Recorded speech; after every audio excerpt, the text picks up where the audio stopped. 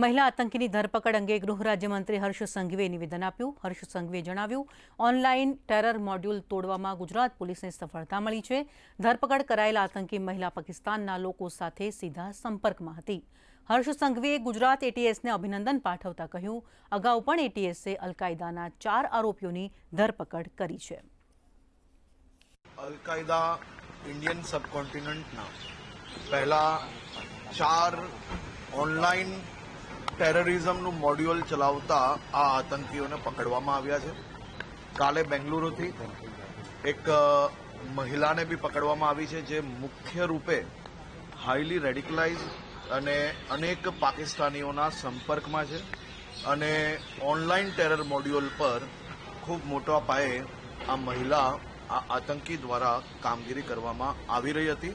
આ 5 લોકોને પકડવામાં આવ્યા છે અને એટીએસ દ્વારા પ્રોએક્ટિવલી પોલીસિંગ અને ખાસ કરીને ઓનલાઈન અને બધી જ પ્રકારના જે ડીપ ફેક, ડાર્ક વેબ, આ બધા જ પ્રકારના મુદ્દાઓ પર એટીએસ દ્વારા જે ધ્યાન રાખવામાં આવ્યું છે, તેના કારણે આજે આ પકડવામાં આપણે સફળતા પ્રાપ્ત થઈ છે.